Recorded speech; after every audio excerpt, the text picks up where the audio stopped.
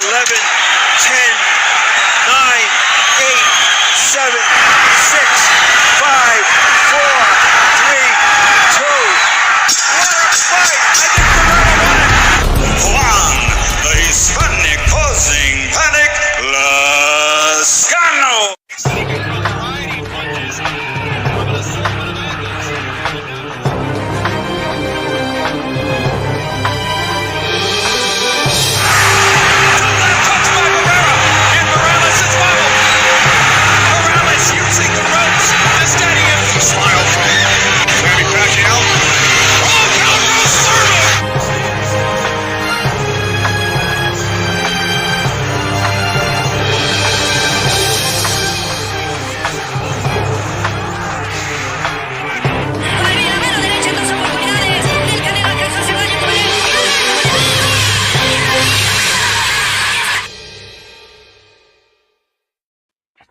Thanks to those joining me live and those that will be joining me on the archive. D-Style here. We're watching on the archive. Hit the like button. Feel free to subscribe. Hit that bell button so you can get notifications every time we come on live.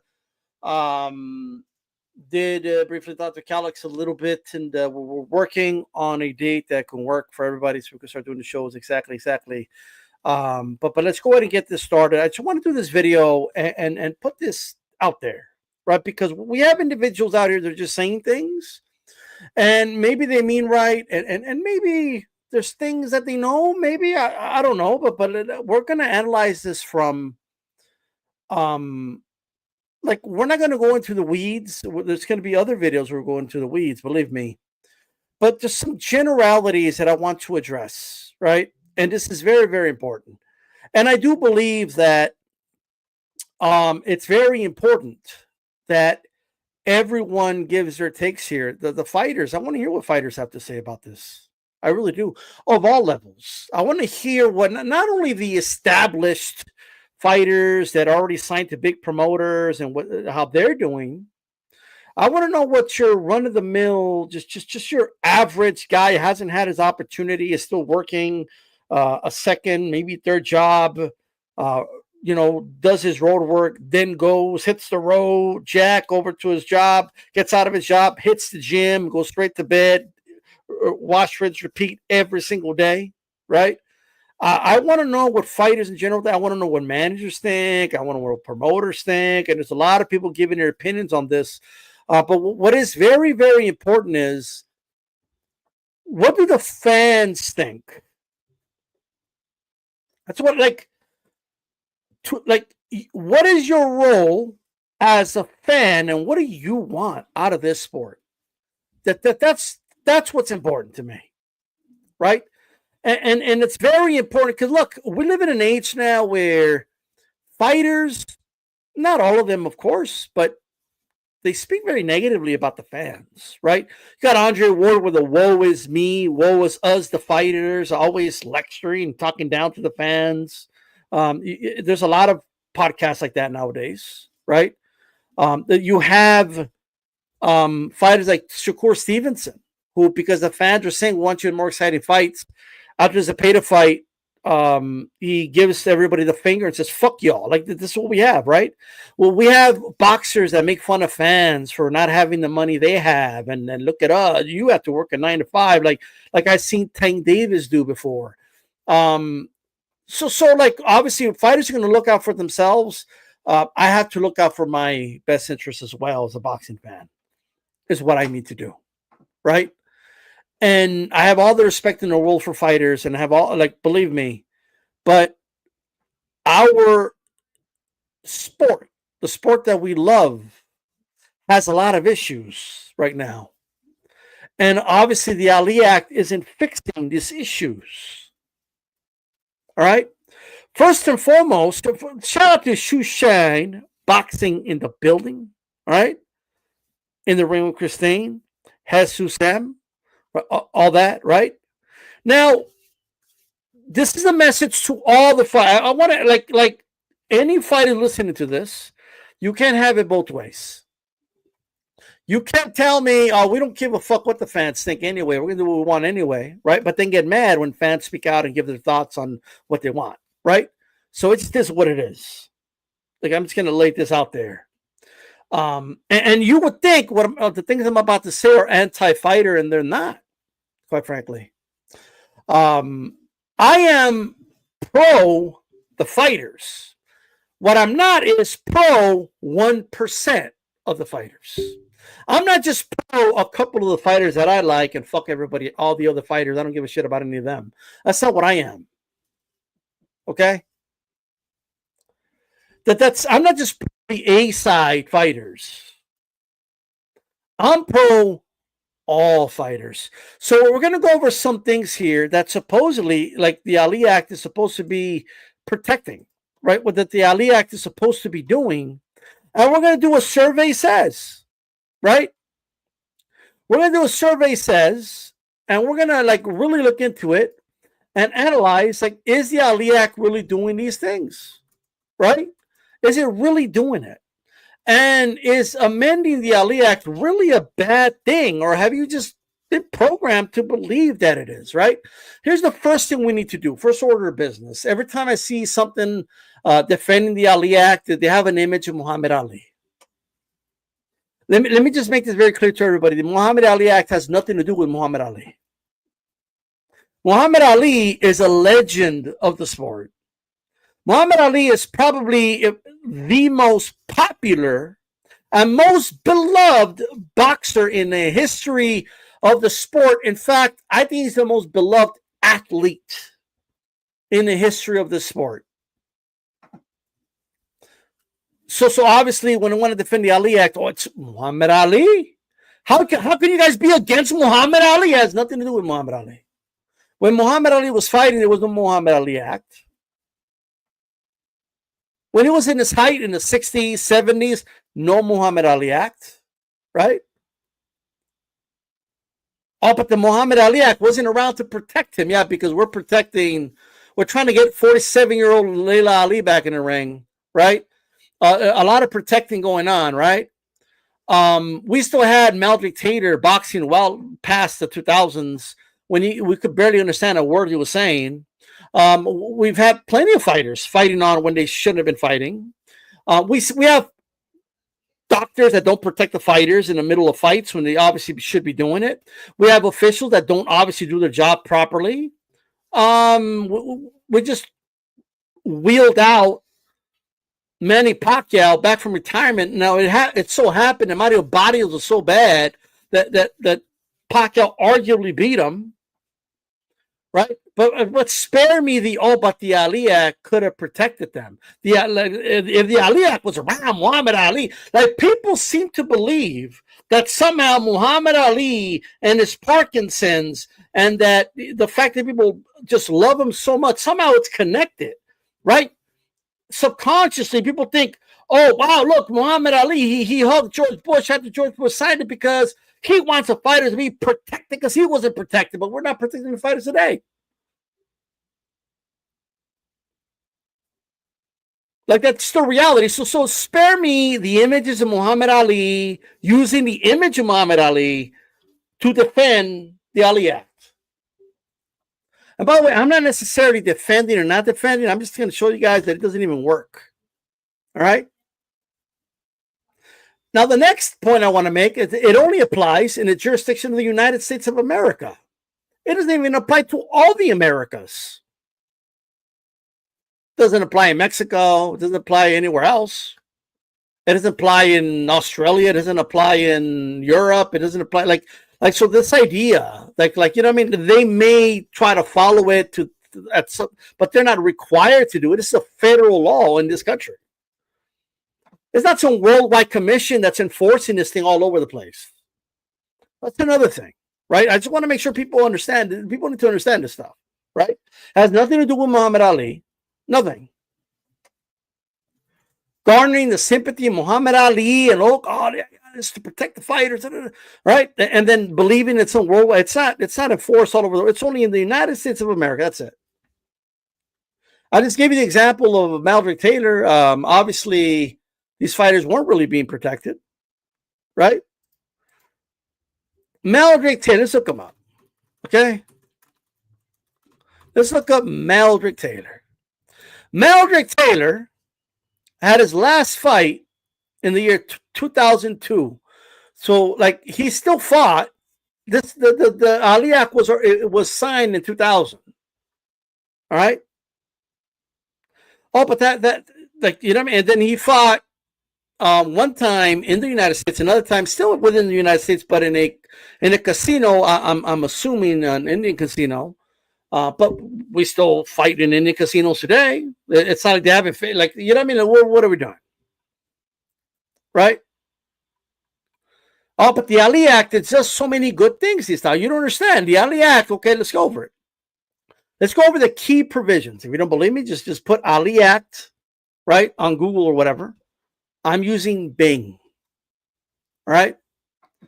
Let me share this. I'll share it on the screen. Okay? Shout out to LT. Shout out to Remy. All right? So, let me pull it up. Oh, but this style, you don't understand this style, the Ali Act. Without the Ali Act, I mean, like we need the Ali Act. So let's go over it, right? Key provisions, right? Transparency. The act requires promoters to disclose the amounts of purses and prohibits conflicts of interest between managers and promoters. This aims to ensure that boxers are fully informed about their financial arrangements, right? First of all, like, obviously, you like, let me just tell you something right now. There's, like, Al Heyman, everybody knows, right? They call him an advisor. There's a reason to use that term, right? Everybody knows he's the actual promoter of PBC, but he uses puppet promoters, right? He's a real shadow promoter. That's really what he is, right? But he's completely violating the Muhammad Ali Act. And he found a clear loophole to do it. It's like an easy loophole to do it. But like he's here violating it. So is the Ali Act doing what it's supposed to do? No, everybody knows this. Oh, no, but he's not really a promoter. Give me a fucking break. I've interviewed fighters that called him a promoter. All right? PBC is a promotional company, not officially, because they found the loophole around it. And everybody knows it, right? You have people that are pro PBC that play stupid and act like that's not what they're doing, but that's clearly what they're doing, right? Oh, but he won in court. Yeah, I know, because it's easy to exploit it and get around it, okay? Like, that's number one, all right? 2, protections from exploitation. The Ali Act seeks to protect boxers from coercive practices and unfair treatment by promoters and ensuring that their rights and welfare are prioritized. Let me just tell you right now the horror stories I've heard from boxers themselves. All right? I don't give a shit what anybody says. Boxers are not being protected, bro. Okay? Boxers are still signing contracts where they win. They need to stay with that promoter. The promoters are still getting options on fighters. Right? It's still happening. Fighters are still being shelved. Right? Despite it's not a good thing for their welfare. Their welfare is not being prioritized, etc., etc. Right? Happens all the time. All the time. It's happening all the time. It's not doing, like, obviously we need to amend it to enforce that this doesn't happen. Promoters are still, and this is in the United States.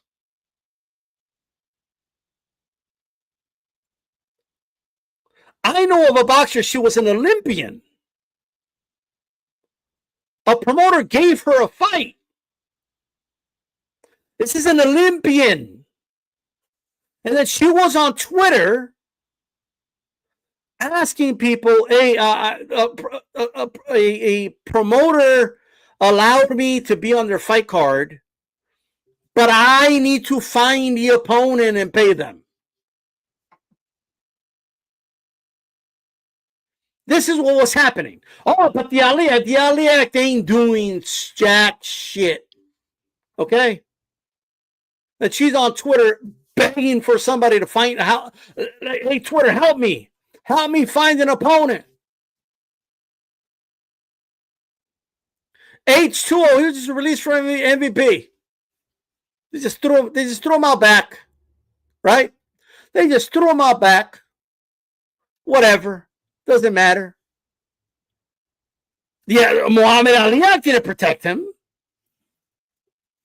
He got knocked out, and they let him go. Right? Like it is what it is.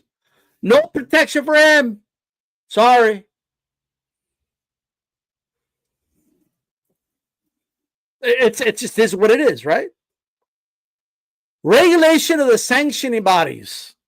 The act also addresses the need for regulation of boxing sanctioning bodies, which have historically been criticized for their lack of oversight and potential manipulation. Do I need to go over Mauricio Suleiman and his practices? Do I need to go over the obvious biases of Mauricio Suleiman? Mauricio Suleiman walks around with a Canelo cap, and I'm a big fan of Canelo, right? Huge fan of Canelo. You guys know that. I'm a big fan of Saul Canelo, but like, give me a break, bro. Give me a fucking break. Give me a second, guys. Okay, give me a second.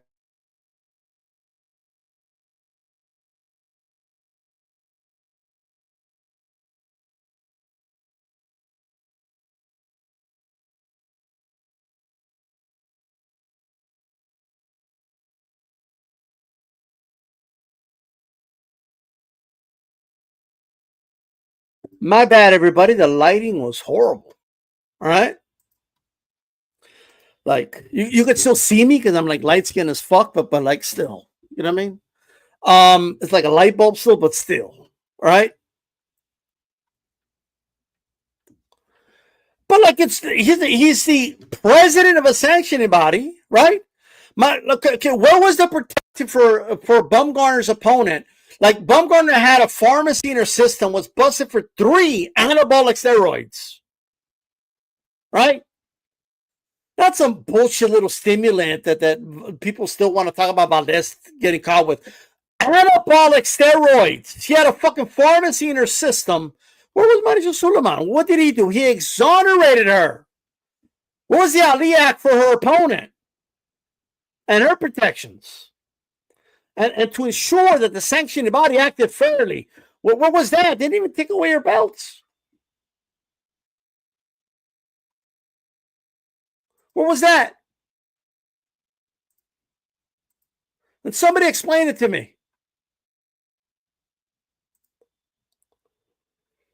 What have they done to, like, when have you seen the Ali Act? I'm not saying it's never happened, but you pointed out to me. What has the Ali Act done to check these sanctioning bodies?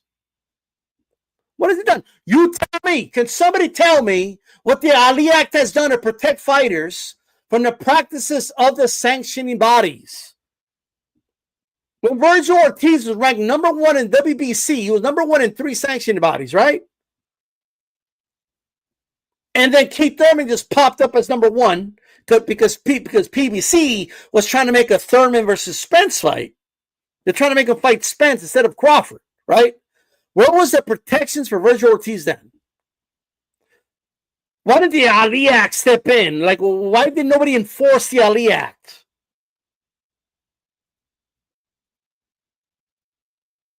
You tell me. Like, the reality is you've been sold a bill of goods. You've been sold a bill of goods that supposedly you're protected. You like this is protecting the fighters. The only fighters that could take advantage of the Ali Act in any way, shape, or form are fighters that already have money and can afford the lawyers, right? And they can have a stronger case in the promoter, right? In court. That's it. And even then, it's not even a guarantee anyway. PBC beat out other promoters with the courts. despite the fact that they're completely violating the Ali Act. Now, if you think, well, it's not a bad thing, I like what PBC does, okay, but it doesn't mean it's not violating the Ali Act. It is. You can spare me this whole thing, right? You can spare me. Spare me. Like, this isn't getting past me, right? Let's Bing is kind of weak, so let's go to, let's ask Google, right? We'll ask Google, and maybe Google, because there's another part that I had seen, and I didn't see it. So why can't I find what's going on right now? So what's this? Like, I had it ready, I promise, but you know. All right.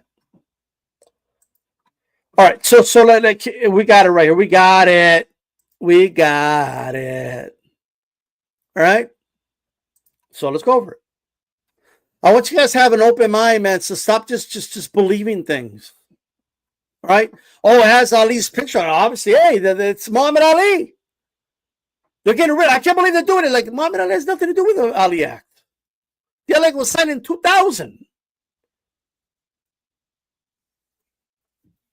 Ali was well retired and lighting up the torch in the 96 Olympic Games in Atlanta. Right? Financial transparency. Promoters must disclose financial information, including TV rights, to boxers and undergo audits. Okay, fair enough. Right? This First of all, for a fighter being in a position to be like, hey, well, what's the TV rights, and how many tickets are we selling, and how many, for a fighter being in that position, very few fighters in the sport, I can count them in one hand, are in a position to be demanding that type of stuff. Right? Let's just be honest. Those fighters, and it's always been this way since the days of Muhammad Ali. They already got that shit covered. When they sign a contract with a promoter, they're a name like that, they're going to cover that shit without the Muhammad Ali Act. They don't need the Muhammad Ali. You think Canelo needs the Muhammad Ali Act to make sure that contractually his promoter needs to tell him how much money is coming in? You think Anthony Joshua needs the Muhammad Ali Act to do that? You think Inoue needs the Muhammad Ali Act? I don't even think it applies in Japan, right? To be like, yo, I need to know how much the fucking gate is, and I want that money. Like this, it's not even protecting the fighters supposedly that are supposed to protect. I don't necessarily think it's a bad thing that it's on there, but it's not. Who's it? Do you think it's protecting Juan Delgado? That's like 5-0, and he's doing road work in the morning, and he's working as a mechanic and getting home, going to the gym. All right. You think it's helping him? You think he's going to go to a promoter, but hey, I want to know how many tickets I'm selling. Like, bro, you're not even in that position, dude. You're not even a ticket seller like that. What are you talking about? Right? Maybe in some regional areas, of course. Like, I get it. But very few fighters are in that position. TV rights, are you kidding me? Like, what? We don't even have boxing on TV anymore. Like, that's another thing. Manager promoter conflicts. A manager cannot also be promoter for the same fighter, but they could be an advisor and a promoter. Wink, wink. They could do that. What are we doing? What in the world are we doing, bro? It's still happening. You just got to name it something else. That's it. Contract fairness. The act aims to prevent coercive contracts to ensure boxers are not treated unfairly for excessive long agreements. Still happens. Fighters could sit for a whole year. There's nothing they could do. They're contractually obligated. It is what it is. We got so many promoters around acting as middlemen, just holding up fighters. That's it. It's down to the highest bidder. If they get a contract, cool, I'll get my 20%, whatever. Boom, I'm good. Simple as that. Unless you're Canelo Alvarez, unless you're Bud Crawford, unless you're like an Anthony Joshua, Tyson Fury, right? Like you're not going to have the legal team, even with the Ali Act, okay, to get out of a fucking contract. All right? Like it's just, and it's right there. Independent rankings. Sanctioning bodies will have independent ranking system and separate the rankings from promoters. Have you guys not seen the rankings? And do you really believe that they're separated from the promoters? They're window dressing. And I apologize for not reading the chat, guys. I'm over here, like going over this. I'll try to go to the chat a little bit. Well, why do you think Keith Thurman, after being out of the ring like for 4 or 5 years, could just come in and they kick Virgil Ortiz out of the number one spot? Why do you think Manny Pacquiao would just come in and just get a title shot? He literally just walked in and got a title shot, just like that. Right? Why do you think they have these bullshit get-togethers? I forget what the fuck they call them, conferences or whatever, right? And then they have like this bullshit, like ceremonial shit, like where somebody walks up and they're like, "Oh, dear Mauricio, my fighter's ranked 13th in the world. He's done X, Y, and Z. I believe he should be top 10. We will think about it with the board of directors, and we have decided that we will grant you the number 9 position." Well, you don't think there was some money being handed? I know for a fact, all right, that these motherfuckers are handing money under the table. I know that for a fact. All right? You could cut that bullshit right now. If all you need to do is window dress it and it destroys the whole thing, right? Then I don't know what to tell you. That like how good are these rankings when guys are getting knocked out, right?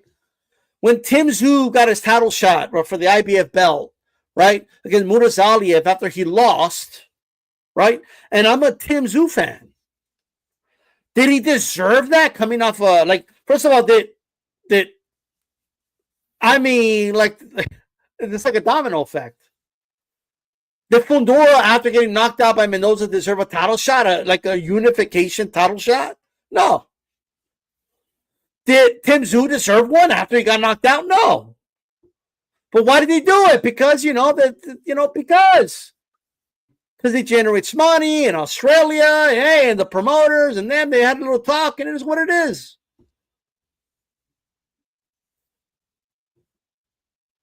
It's all bullshit. Well, why do some fighters, why wasn't Jermell Charlo, right? Let me give you an example of, acting like you're for the fighters, but you're really not. Mauricio Suleiman was like, "Oh, I'm for Jermell. I am for my champions, for the bets or the good, in the good times and the bad times." And he allowed Jermell Charlo to walk around as WBC champion for over 1,000 days. He comes back, doesn't even fight in the weight class, right? And still hasn't fucking defended the fucking belt, I don't think. And if he has, maybe one time. What are we doing? He got stripped. He finally got stripped after he got shrunk, right? And had a fucking hit and run or some bullshit like that. Finally, they stripped the guy, right? Oh, but he's depressed. Oh, mental illness. Meanwhile, fuck all of those fighters, right? All of those fighters in the rankings, waiting for the turn, waiting for the title. Fuck all of them. Fuck them. Middle finger to them. Muhammad Aliak wasn't protecting them.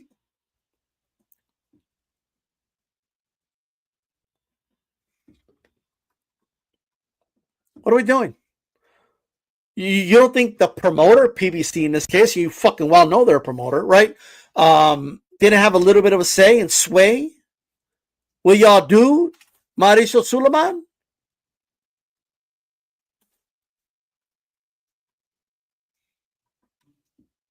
Give me a fucking break, right?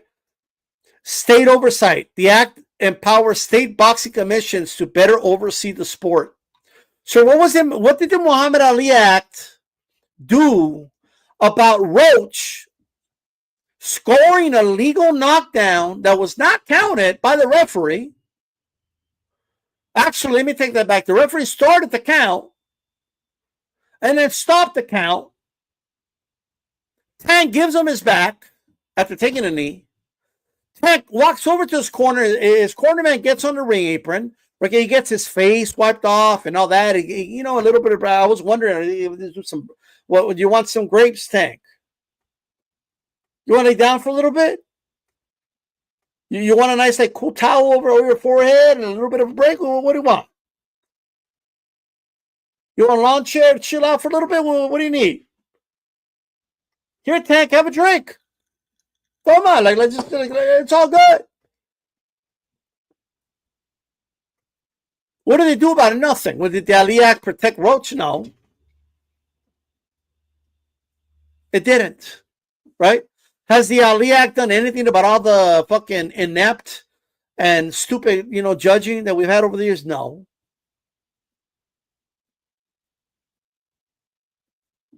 What are we doing? Like, what does it do exactly? Does the Muhammad Ali Act protect the Mexican fighters? Many that I've personally heard these stories from, right? That don't get paid unless they only get paid if they sell over a certain threshold of tickets to their fights, right? And then they only get paid after a certain percentage, after a certain amount of tickets that they sell. Many of them end up fighting for free. Does it protect them? No.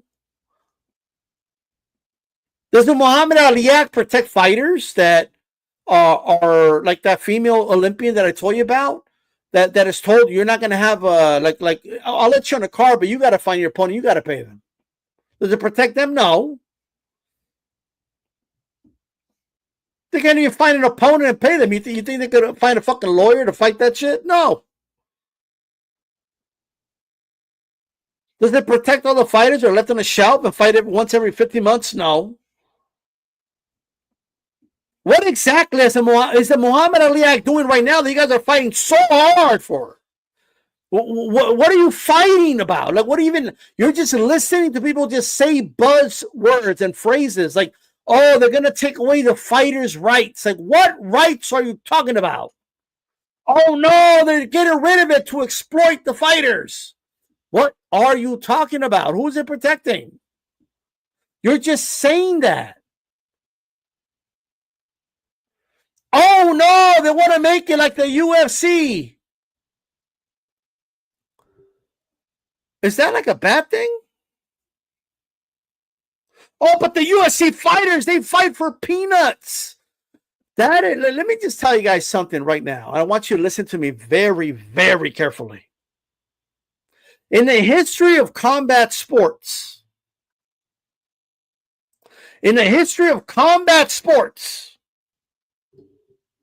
the UFC, as a promotional company, has created more millionaires than any other promotional company ever. Ever. Look it up. The UFC has created more millionaires than Top Rank. It's created more millionaires than the Golden Boy. It's created more millionaires than Matchroom. It's created more millionaires than Queensberry, than Don King. You name it. Oh, no, that can't be.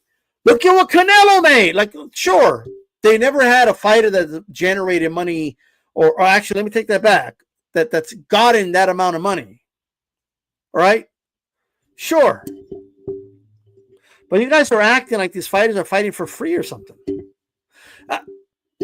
Have you guys not seen what a lot of these have you guys not seen what a lot of these undercard fighters on boxing cards make? Turk Al aside, and I'm going to talk about him in a moment.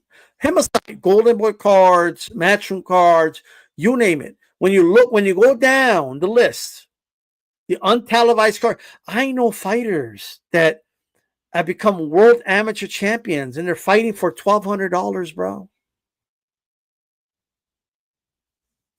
Like, I know fighters that aren't even making money. They need to pay their opponents. And this shit's happening in boxing. I know fighters that only get paid with what they sell on tickets. I've known like I could keep going here. You like if you think that the way boxers get paid is what is reflective of less than 0.01% of boxers around the world, then you're nuts. Canelo, Joshua, Fury, Usyk, some of the top guys, like Crawford, those dudes are not what your typical fighter like makes. So do UFC fighters make that type of money? No, but once you're done with that top tier like that in boxing, UFC fighters still like they're making 3 million, 4 million. A lot of them are making 6 digits like on these cards. And then you have fans that are like, he's only making 900,000. like you're like focused on this, right? And and like just looking down on it, like you're so above it, right? We have boxing like breaking it down. Oh, like they're only getting like 20% of the revenue, and I'm not saying there's no argument for that, etc. But here's the reality, right? Here is the reality. Like when you go to MMA pages, when you go to MMA YouTube channels, they're not talking about what fighters make and about A side, B side. They're not talking about any of that shit. They're talking about the whole card, about the fights. That's what they're talking about. UFC champions get a percentage out of the pay-per-view revenue. You could sit here and make fun of it, whatever, like you're so above it. But here's the reality, right? Turki Al-Sheikh already came out. He already came out and told Dana, right, that he's running things in the red right now. All these cards we're seeing, it's not that I'm not grateful for the fight cards. Not that I don't like these cards. I think they're great, right? But when you look at like the rumors of what Usyk got paid, I don't know what Usyk got paid, but he got paid a lot of money, right? When you look at what a lot of these fighters are getting paid to go to Saudi and all that, like when you look at these boxers making this money, none of these events are making money. Okay? They're not making money, people. In fact, you all know they're not. That's why you constantly hear boxing fans out here just making videos. Oh, the Saudis, they don't care about making money. Oh, yeah, they don't give a shit about making money. They're going to make it rain. Oh, yeah, but the Saudis, they're going to pay for it. Yeah, the Saudis. And then they're giving you these fight cards. You guys, boxing fans in the U.S. aren't buying them. You're all stealing the shit. This is what it is. Right? They're not making money. But the Saudis, they got so much money, and you think they just want to give it all away to boxing, like for some reason. Like you think that this gravy train isn't going to end. It's not going to come to an end at some point, right? Oh, I love Turki Al-Sheikh. He ended the A side, B side. He put an end to the excuses of you're not worth this, you're not worth that. Turki Al-Sheikh. I'm not saying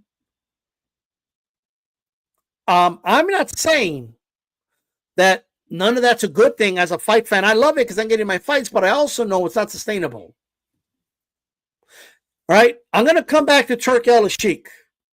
All right? PBC's model has led to a shitload. I lost count, right? Of networks leaving boxing. Doesn't work for me, brother. This model here, all this money you want us to pay all these dudes like 900,000 in a half-empty arena on a show that isn't even getting proper ratings on a Saturday night on Fox? We're out. Fox was out. Showtime's out. Paramount looked at that ad. We don't want to. We don't want boxing. It's not profitable. It's not bringing any revenue. These fighters are overpaid. We're out. Like that's the reality. Amazon will be out soon. All right. We need to live in a fact-based world, and tough love is tough love. HBO's been out. HBO's out. It's out. Right? Jesus. Jesus. If boxing was generating money, it would still be on these networks, brother. All right? When something's operating in the red, like WCW was, they get rid of it. All right? The zone is still in because the Saudis are pumping money into it, right?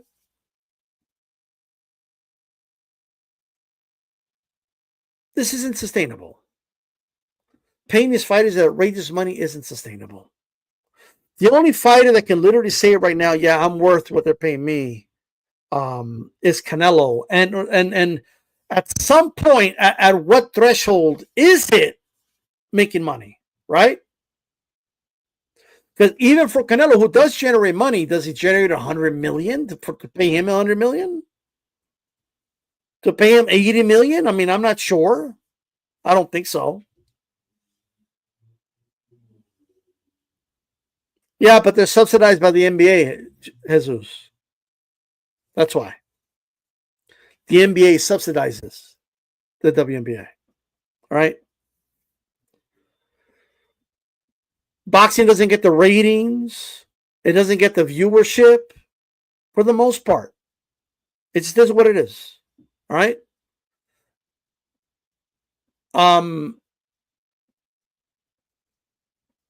If you want to make an argument they are making money, present it to me. They're not making money, brother. I don't know how else to put it to you. But Turk Al-Sheikh himself has told Dana White, we're in the red. We're not making money with these events. But I love boxing so much, right, that we're funding it. But there's a reason they're going to work with TKO. There's a reason TKO is coming, guys. There is a reason that they're trying to make some changes to the Ali Act. And this whole idea, it's because they want to exploit the fighters, as if boxers aren't being exploited now, right? It's crazy to me.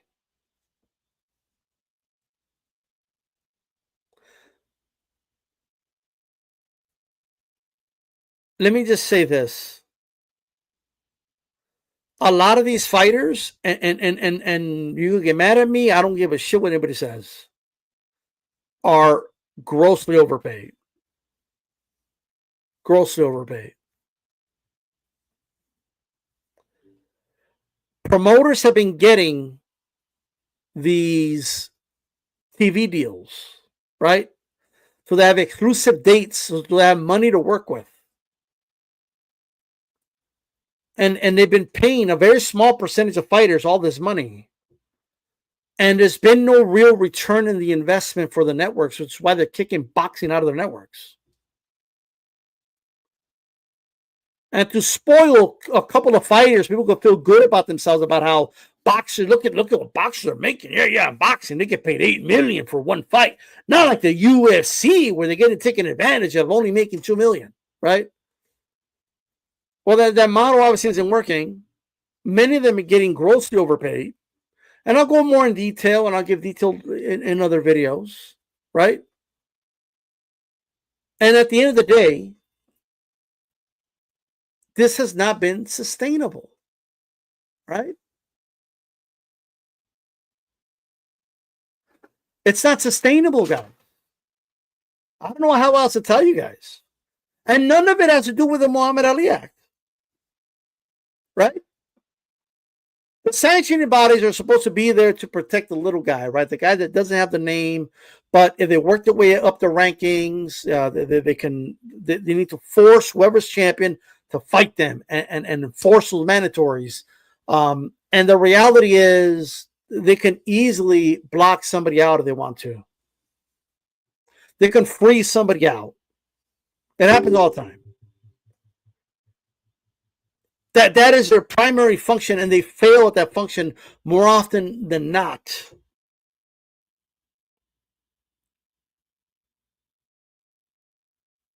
I don't see a problem at all. I don't see a problem at all with a better structure.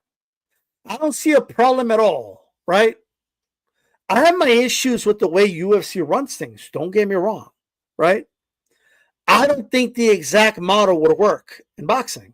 However, if you can hit a certain sweet spot and if it can work, I'm not against it. If it gives us structure, if it gives us fights more often, if it opens more opportunities for fighters to be able to work themselves into the rankings, because these rankings are not working for fighters. They're not. It's not protecting the example of the fighter I gave you, the guy that gets up in the morning, does his road work, gets back home, takes a shower, goes to his regular 9 to 5, gets out of work, goes straight to the gym, does all the training he can do, goes back home, tired as fuck, aching as shit, goes to bed, wakes up, and repeats the same thing again. It's not protecting that guy. And for all these people, oh, I care about the fight. No, you care about the superstars and the fighters that you like. That's who you care about. This whole, like, oh, we're here to protect the fighters, bullshit. All right? Fighters in boxing get thrown out back all the fucking time. Right? We have fighters, retired fighters, walking around, punch drunk, can hardly speak, no insurance, nothing. We have people we have some fighters that help other fighters, send them envelopes and money on it. I mean, like, what are we doing? We're not protecting these fighters. The Ali Act isn't doing anything about this. What are you guys talking about? It's not protecting the fighters. The biggest myth. So anybody walking around, oh no, they're trying to get Dana White's trying to come in and trying to do this, they're trying to do that. Meanwhile, the sport in America is losing popularity, is losing TV deals, it's losing attention. People aren't giving a shit about it. That's where we are right now. Metan just said it. It's all a huge laundering scheme. That's all it is. And you could spare me. All right?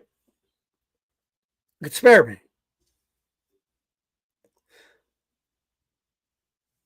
We've seen countless times of malpractice by boxing commissions, and nothing's done unless the fighter's taken to court.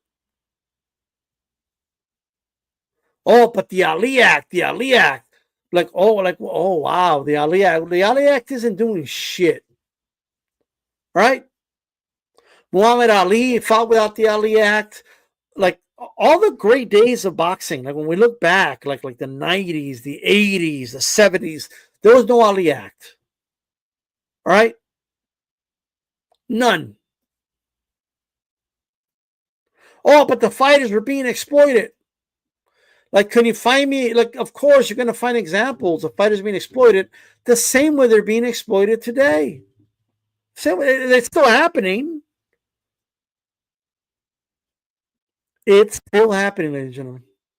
So that's all I got to say. Look, I want to talk more specifics about all of these things. I'm not saying the Ali Act is all bad. All right? That's not what I'm saying. What I'm saying is it's very weak. Okay? And if anything, some of its guardrails don't even protect fighters, right? But they don't allow the sport to be, they stop the sport from growing in many cases. And that's something we're going to touch on one of the next videos. I appreciate everybody for tuning in. From Jesus M, from Behold, from Boxing Magic, LT, all you guys, Wheelchair Man John, 92AKU. Okay. The one last thing I'm going to say is this. Okay. This is the last thing I'm going to say. I want you guys to keep this in mind. All right. The Ali Act is like, do you believe that the sport of boxing was better off after the year 2000 or worse off? That's what I'll leave you with right now. Before we touch on anything else, was the Ali Act something that was positive overall for the fan experience or negative? I'm not asking you to like, oh, the Ali Act did this. I'm just in general. After the Ali Act was signed May of 2000, do you think the sport got better or did the sport get worse? For you as a fan, I want you to think as a fan.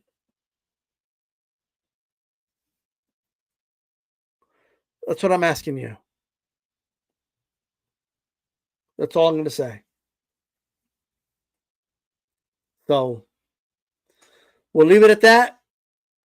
Appreciate everybody that tuned in. This is D-Style, and I'm out of here. Peace, guys.